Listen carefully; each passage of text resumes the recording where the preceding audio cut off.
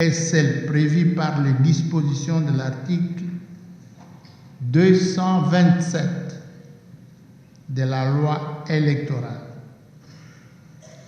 telle que modifiée et complétée à ce jour.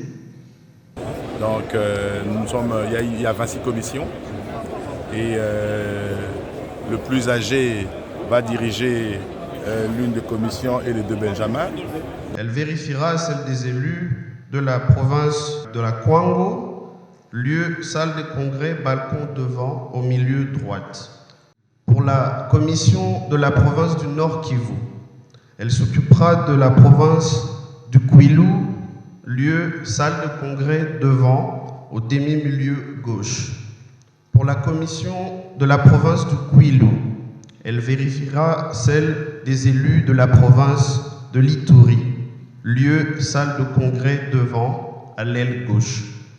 Pour la commission de la province de l'Ituri, elle vérifiera celle des élus de la province du Congo central, lieu salle des congrès derrière, à l'aile droite.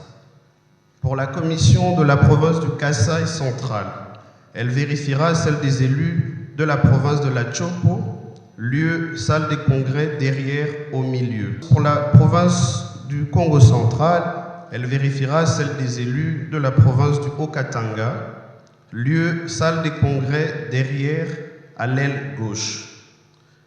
Pour la commission de la province du Kasaï, elle vérifiera celle des élus de la province du Tanganyika, lieu salle des congrès, balcon devant, à l'aile droite.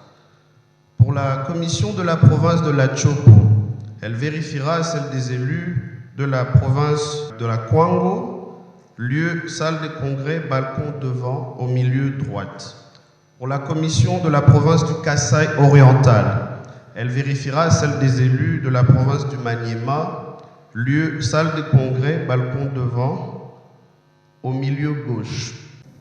À ce sujet, je tiens à préciser que nous allons consacrer nos travaux à la constitution de commissions spéciales chargées de vérifier le pouvoir des élus du peuple issus des élections du 20 décembre 2023 en vue de la validation de leur pouvoir par l'Assemblée nationale. Bien sûr, sous réserve de la publication des résultats définitifs par la Cour constitutionnelle.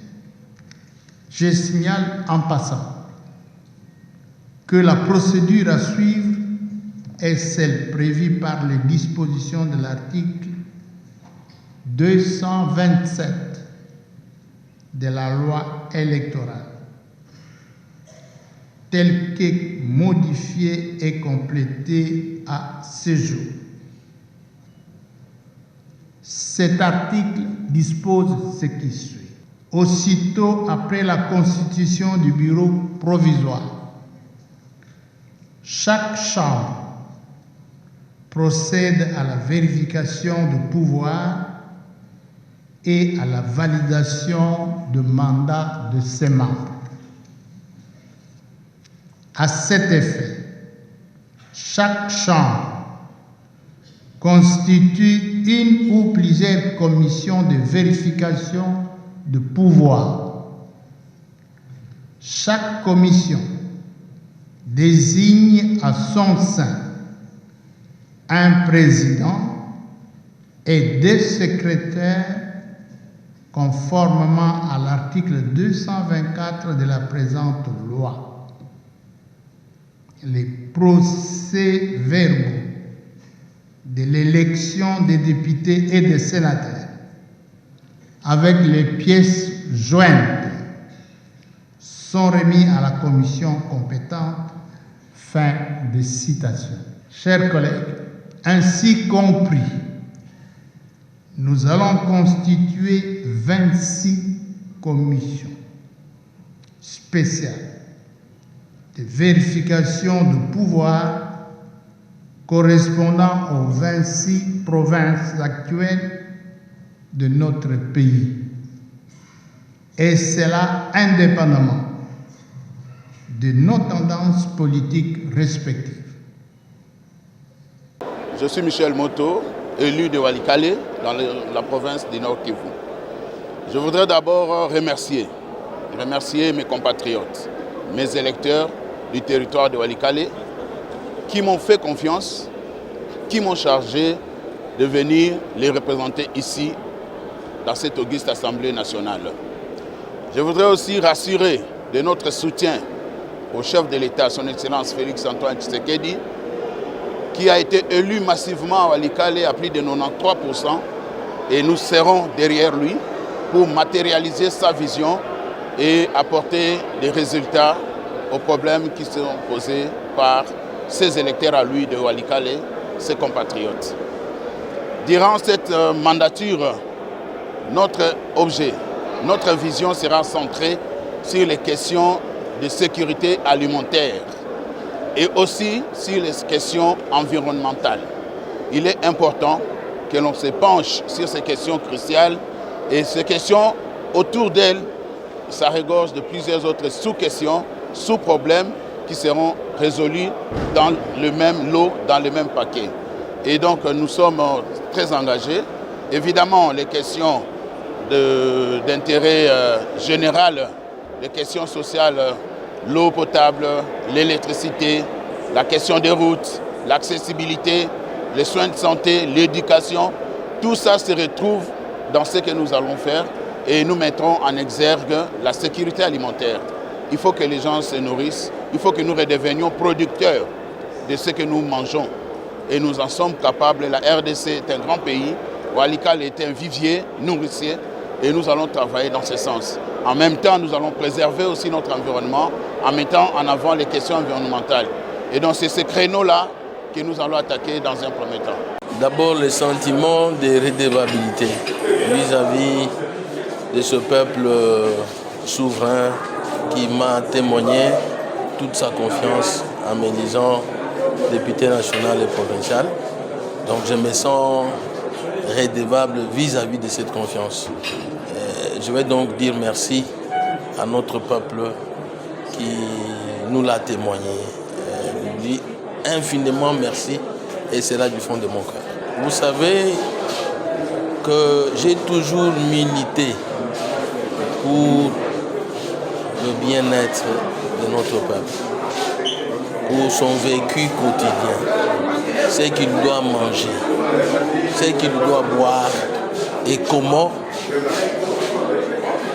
faire fonctionner ses petites et moyennes entreprises, les PME. Nous sommes une province enclavée, nous, Kasaï Oriental. Nous avons besoin de la route pour être approvisionnés et pour évacuer notre production. Et donc le combat que j'ai engagé depuis dans la législature passée, auquel je n'ai pas eu de suite, combat de l'AMIBA, j'y reviens. Pour qu'au début de ce mandat, n'est-ce pas, que l'AMIBA se relance. La situation de la SACIM doit être clarifiée, de la commercialisation de sa marchandise. Le peuple a besoin de manger. Plus question de la carence de maïs chez nous. L'électricité pour tous, pour favoriser les petites et moyennes entreprises, afin de donner de la richesse à notre population. Ça va constituer un bon combat au cours de cette législature. Nous espérons que le nouveau bureau définitif traitera les questions des propositions de loi avec diligence. Les propositions de loi, les initiatives des parlementaires ne vont pas pourrir dans les tiroirs des bureaux.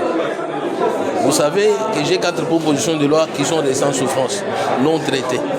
Je ne sais pas, 5 ans environ. Et je crois que ça va constituer vraiment la bataille au cours de cette législature ici.